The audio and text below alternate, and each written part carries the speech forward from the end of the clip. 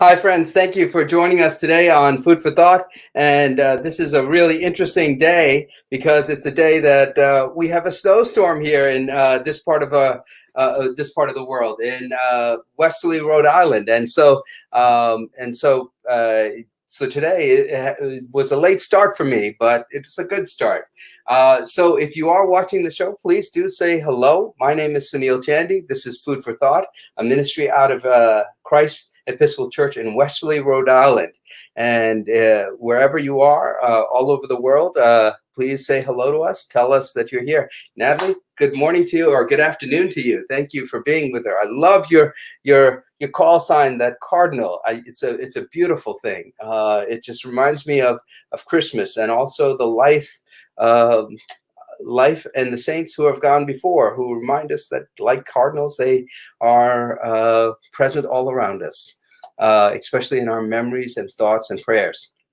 If you are like Natalie, if you're here listening, please do say hello and watching. Today we have a really wonderful guest who does meaningful work here in this Westerly Pawcatuck environment and region. And today she's going to be talking about that work and how it brings meaning and hope and joy to people around our community. Hello, Steve Kitchen. Good to see you. And I just saw your wife the other day and our vestry meeting, and she is Lisa Kitchen, amazing lady. And thank you, Dan. How are you doing? Hello. Yes, it is. You've got the snowflakes going on, and it is snowing. This morning, I was out there snow shoveling and getting the cars out of the snow from out of the cars, or the car from out of the snow. And of course, I had my kids there. Two of them were actually asleep. One is in the midst of his finals. And the other is finishing up his schoolwork today. But the third one, the oldest one, was out there early in the morning and shoveling snow, and it was great. It was really super. And I took some images of it because I actually thought of a sermon out of that. I was thinking this morning, as I was looking at the lessons for Christmas and also the lessons from this Advent season, I was looking at the lesson about John the Baptist. And John the Baptist who proclaimed, "Prepare the way of the Lord, prepare for God's coming." And so, as I was thinking about that, I took some pictures of my kids, or actually Alex, snow shoveling and out there. And there was so much snow on our driveway, and then in the pathway leading out into the street, and it's kind of like there were obstacles in the way for us to move and to do our journey, to do the work that we're called to do. And I just was reminded of that passage in which John is saying, prepare the way, clear out the obstacles in your path, so that you might be able to receive God, find God, acknowledge God, to see the holiness that is present, and the holiness that will be born and incarnated in places where you least expect it. So I was thinking further on that a little bit, and the ways I prepare for Christmas to happen is, I usually go shopping. I usually go to Walmart after Thanksgiving, or around that Thanksgiving, or before Thanksgiving, or I go to Target or Macy's, and I hear the Christmas music, and all of a sudden I get into the mood.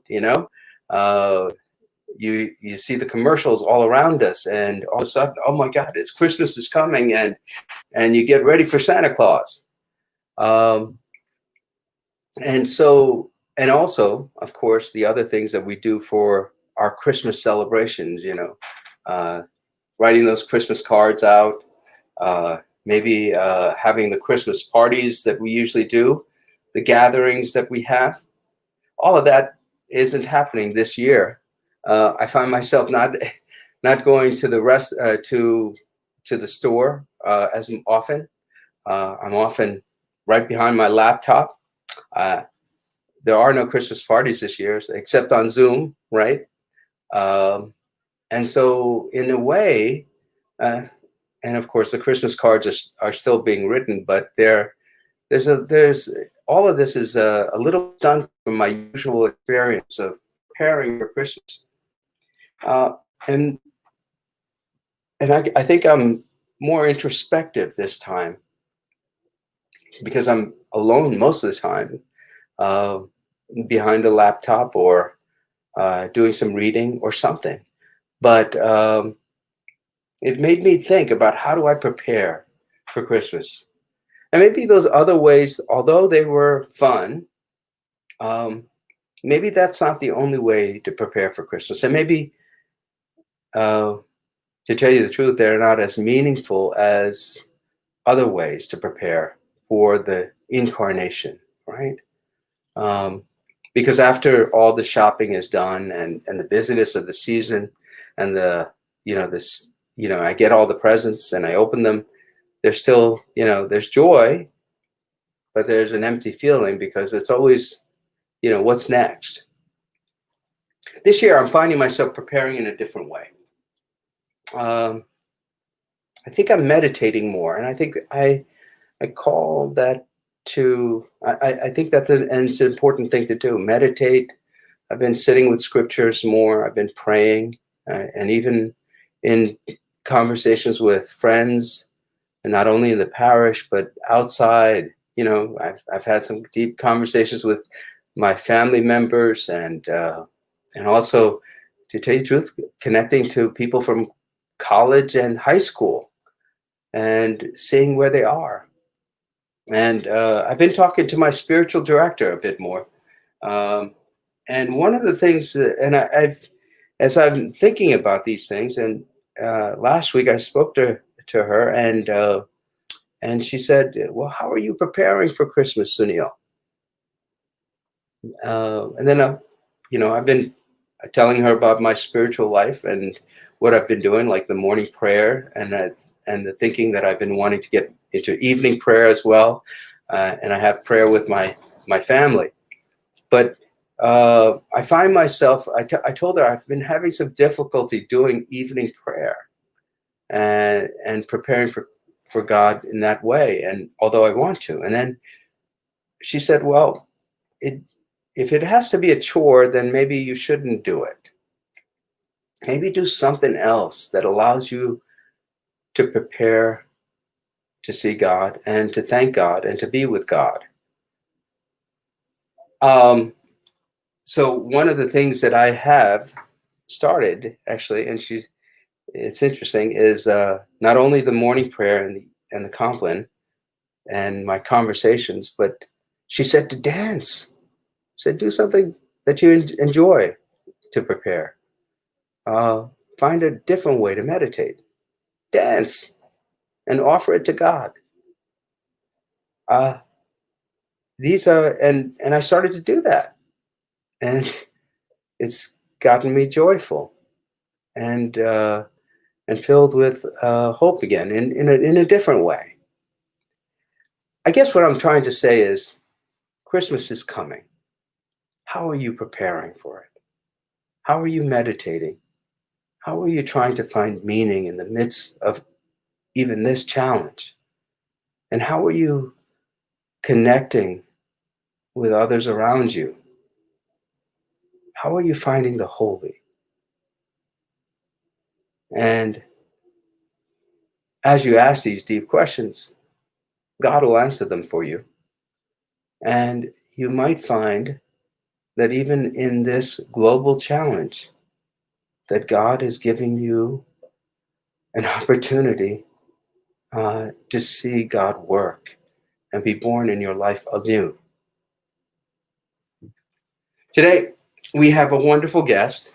Her name is Susan Sedensky. I've been wanting to get her to come on Food for Short, Food for Thought for a while, because I've been wanting to meet her because she does a lot of great work with the Pawcatuck Neighborhood Center.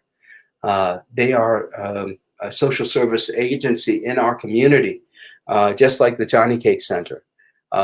They work mostly out of Connecticut, and Christchurch is on the border between Connecticut and Rhode Island, and so we have members who are coming from far and near, from Connecticut and also way up in Rhode Island as well. And so I really wanted to kind of help to share their story, hear about their story, and to have that story be shared on Food for Thought. Susan is a wonderfully educated lady with a great background. Her background is she worked as a lawyer specializing in labor and employment law, and then worked for nonprofits including Big Brothers and Big Sisters and Catholic Charities, where she was a director of adoption programs for 10 years. And so she's now the executive director at the Pawcatuck Neighborhood Center. And of course, there's so many more wonderful things we'll learn from her as we have a conversation. So Ben, please bring Susan on board. Hi, good morning. Thanks for having me on. Thank you for being here with us today. On the snowstorm day. On the snowstorm day. And you know, we had a little challenge, a little opportunity to speak before, Susan, but you're all snowed, you've plowed out and everything, right? Yes, we are. We're fine. I'm in Mystic. The Pawcatuck Neighborhood Center, as you said, is just a mile from your church, actually. But I'm at home today due to the storm. Yeah, no, this is one of those days where you feel good to be at home behind a laptop. Definitely, yes. Yeah. So, how are you doing in general in terms of the Pawcatuck Neighborhood Center? How is its ministry? What is its mission? How many people does it serve? So, that type of information. Okay, so generally, we're pretty much known for our food pantry. And each year we serve more than 1,300 people who come looking for food. And those people are from Westerly, Stonington, Mystic, and North Stonington.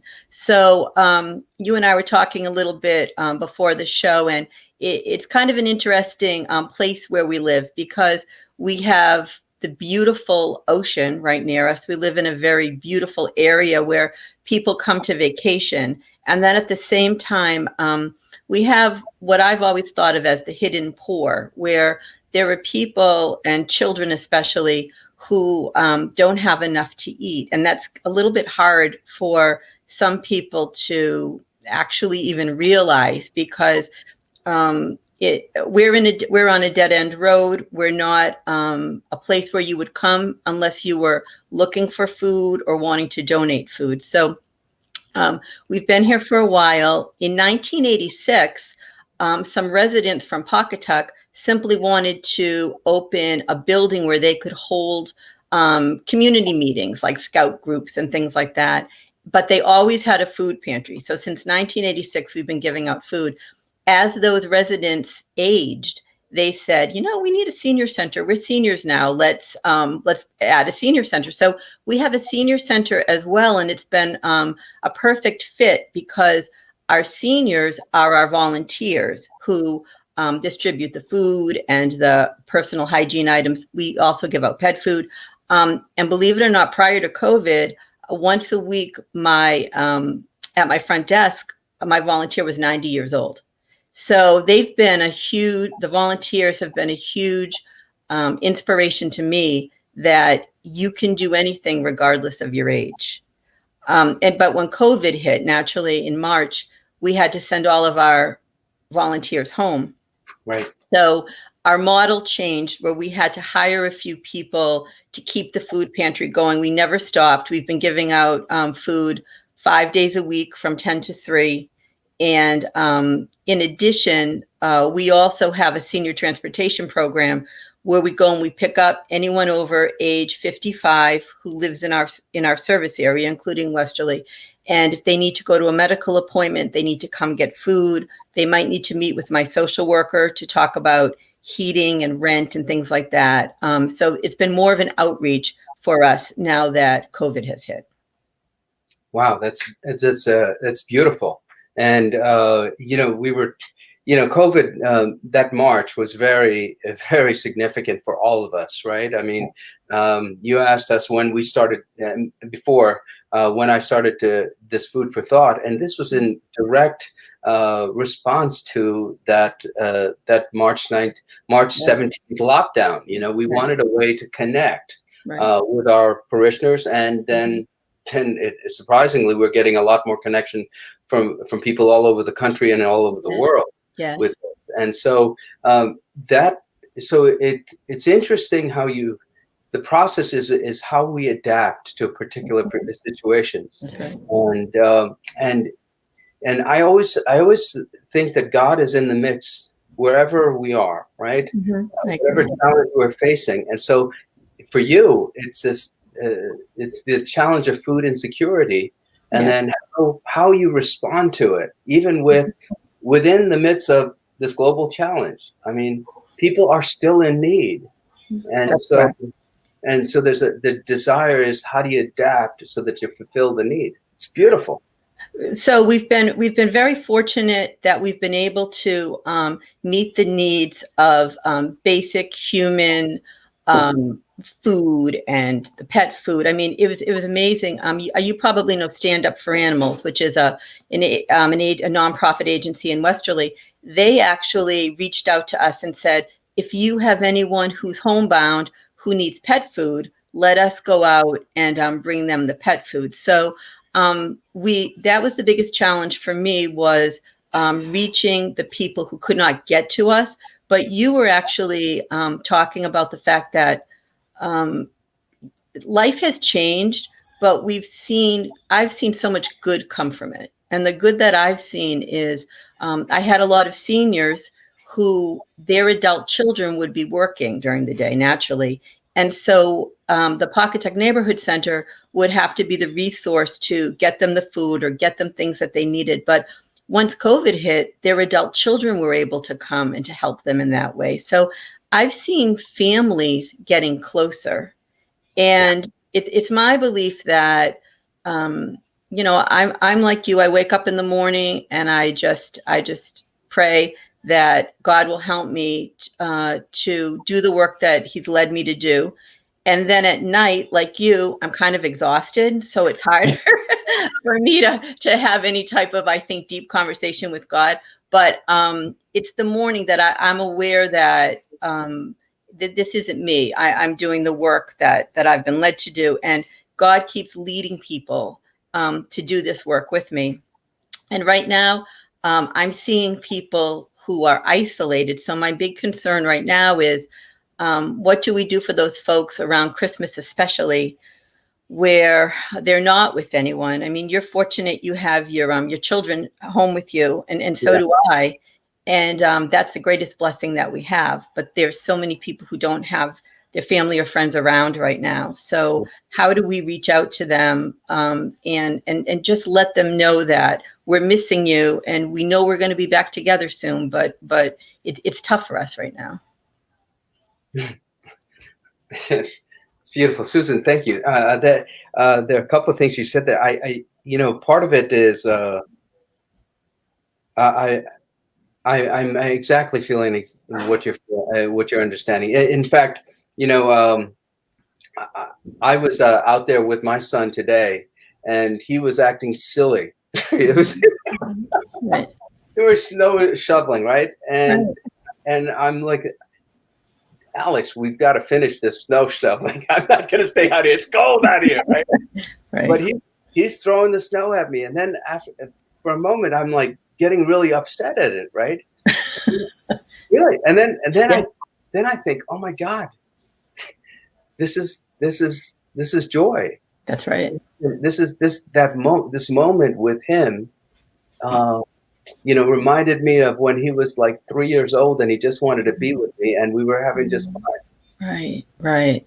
And here, It's made us stop. COVID has made us stop, and we had to stop. The world was too busy, and we were all too busy racing to do something bigger and better. And we've all had to stop. And you were talking about waiting for Christ during Advent and the quiet, and we've all needed the silence. And I just want to say I loved what you said about dancing, because I have a 1-year-old granddaughter, so I watch her once a week, and I now put on children's shows and we dance. And my daughter, who's in college, comes down and we all dance to that music. And I remember thinking, I haven't danced like this since my daughter was a baby, and it's such a blessing to be dancing again in the TV room. But what about people who don't have a baby at home right now?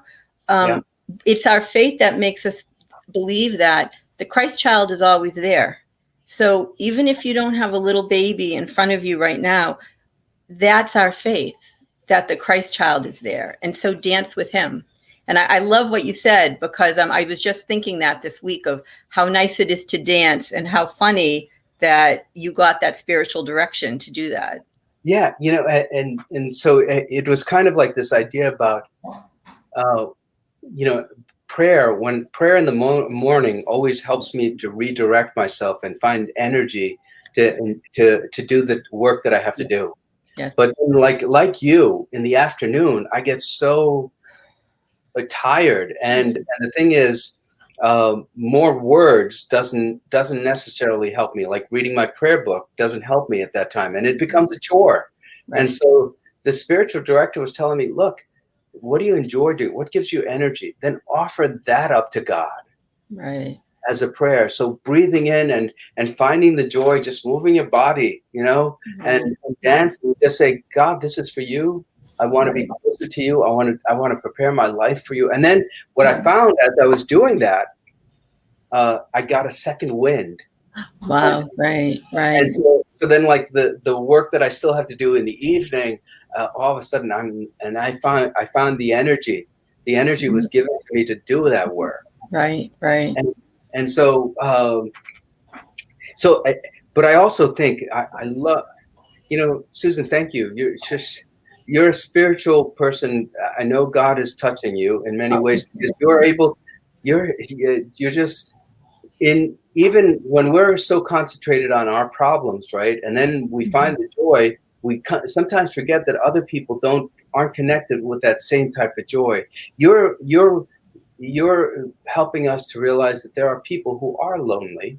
Oh, yes. Right. And in our church, what we do is we have one of the things that we did that I am just so amazingly proud of is we have a pastoral care committee that actually makes phone calls to over 150 of our parishioners a month. That's great. Right.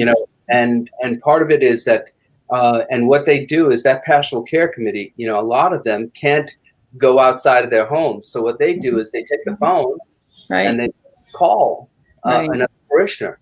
Right. And then we're kind of like, and we've got this wonderful network. And this is the reason why I'm proud of it. It's not because of my creativity. It's our chair, Shirley Andrews, and our Dorothy Adams, our secretary for our church, really developed this. And so with this committee, and so they're calling people, and then if there's a pastoral situation, they funnel the information back up to me. Right, right. And if you think about it, I mean, we may go to church together and praise God together, but now if you're talking on the phone, it sounds like a lot of relationships are getting even closer now. So there's a blessing that we didn't expect to come from this.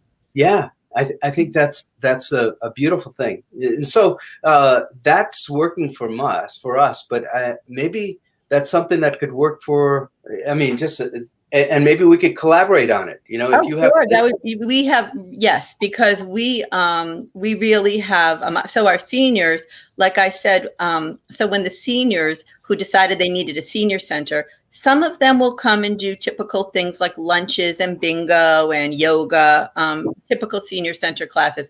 But then more than 100 want to volunteer. And that makes sense to me because they find fulfillment in working in the food pantry, for example. So all of them are calling me, and all of them are really missing coming to the center. So that's kind of my next project after Christmas, to try to get people more united, because as I told you, we have this 12-passenger bus that goes out and will bring people shopping, for example, to Walmart. And what I've learned is that it's not only going food shopping, it's the camaraderie that the folks had when they were traveling together. So friendships were made on those trips. And so they're missing that. Right now, the main thing that we're doing is we're getting ready for Christmas meals. So we give out turkeys and all of the fixings to 500 people. And that will happen Monday, Tuesday, Wednesday of this week, because this is Christmas week. And at the same time, we usually give out toys to about 500 kids. But due to COVID, we asked for gift cards, and believe it or not, the donors kind of get upset about that, because everyone loves to go out and to buy toys for kids, especially if you don't have children. So I see donors missing that. But from our perspective, we've just been trying to organize that, and that's been a very big job for us, because we had a very short period to get the gift cards out and to make sure that they get to the parents early enough that they can go shopping. And the Christmas project seems to always touch me. Something gets to me every year with this, because no matter what you might give someone who's in need, when you're helping a parent who thinks that their child wasn't going to see anything under the Christmas tree, it just touches us all. And just on Friday afternoon, a woman from Westerly actually called, and she didn't know that the Pawcatuck Neighborhood Center served people in Westerly. And she told me that she had a child. And again, it's apologizing. I feel so bad, because of COVID.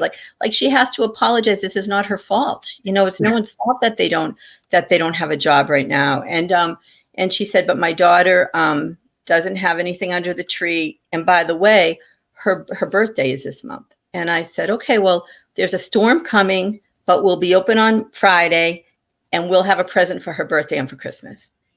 And she just, you could hear her gulp. And it's that when you don't expect it, when you think there's no solution, and then someone just says, no, come on over, we'll have that for you. And that's not a big deal for us. We can do that. But problems seem insurmountable to people. Or right now, you and I are enjoying this beautiful snowstorm. I have heat right now. I'm very comfortable in this cozy couch that you can see. But I have people who come to me and the heat has been turned off. So because we have been working in the community for 30 years, I can simply pick up the phone and call one of the oil companies in our area and say, would you please drive to this house and fill up their oil tank? And it's done that day. Yeah. So yeah. that's a big need that people don't realize, heat. When people come into my office, I can feel the cold, and I'm sure you've had this happen to you too. You can feel the cold coming off of someone's body because your house gets so cold when you don't have heat on. And I can literally feel it.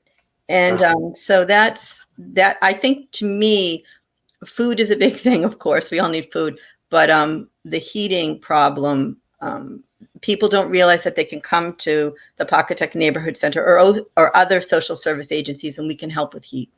Yeah. It's the Advent season calls us to be alert, pay attention.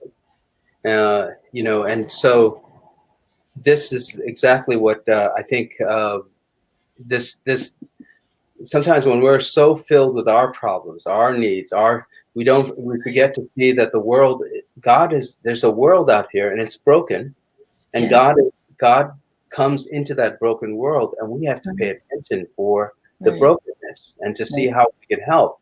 Right.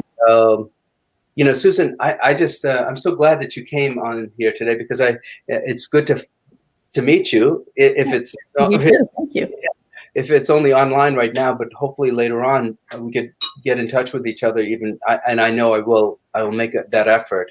But we're working right now with the Johnny Cake Center. Our church, we have a living supplies closet that does a great ministry, and we couldn't do it during this COVID situation because we also had a number of people. Our volunteers were over 65, and so what we did was we collaborated with Johnny Cake Center to have that ministry work out of their building.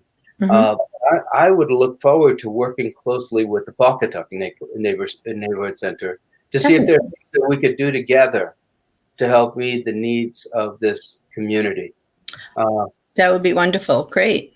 Yeah, I mean, and maybe one of the first things is maybe even the model of the telephone tree might be interesting for you to think about, and maybe get help. Definitely. And also, if you have any parishioners or anyone who's listening who could be helped by the transportation program, during COVID, we actually bought a brand new 2020 bus. It's very comfortable. It's handicapped accessible. So and that's no cost. We go door to door. We pick you up. And if you need to get down to the PNC for food, or you need to get to a medical appointment, that's a very big need, transportation in our area. Okay, let's continue talking about this. I think this is great. Susan, I'm just so grateful for the work that you do. I'm so grateful to God that we have this opportunity to meet, and this is partly because of COVID-19. That's right. There are moments of grace in the midst of challenge. And thank you for all the work that you do. You're doing. We've always known about your daily living supplies closet as well. I mean, because we have been doing that together. So thank you for that. Oh yeah, definitely. And so if I don't see you before or talk to you before Christmas, Merry Christmas. May you continue to prepare and find joy with your family and with the people that you have around you. May you also know that you are creating an atmosphere for others to have joy. I just hope you know that. I think you do. Thank you. Yeah. Thank you. Keep dancing. I will try. All right. God bless you. Bye-bye. Bye. I think so, Ben. I think we're kind of done, and so there. So did as is our tradition, let's end our time with one another by praying this prayer. This is a prayer that's adopted from one written by Bishop Thomas Brown of Maine. The Lord be with you. Let us pray. Jesus Christ, you traveled to towns and villages, curing every disease and illness. At your command, the sick were made well. Come to our aid now in the midst of the global spread of the coronavirus. Heal those who are sick with the virus. May they regain their strength and health through quality medical care. Heal us from our fear, which prevents nations from working together and neighbors from helping one another. Be present with those in authority who are making hard decisions. Support the medical professionals, emergency responders, counselors, and caregivers. Support institutions like the Johnny Cake Center and the Pawcatuck Neighborhood Center. Support people such as Susan Sedensky. We ask your blessings upon us in all that we do. We ask this in your name, Jesus. Amen. Join with me in the Lord's Prayer. Our Father, who art in heaven, hallowed be thy name. Thy kingdom come, thy will be done, on earth as it is in heaven. Give us this day our daily bread. Forgive us our trespasses, as we forgive those who trespass against us. And lead us not in temptation, but deliver us from evil. For thine is the kingdom, and the power, and the glory, forever and ever. Amen. Friends, go in peace. Prepare for Christmas. Prepare the way for Christ to come into your heart. Prepare for the light of God. The world needs it right now.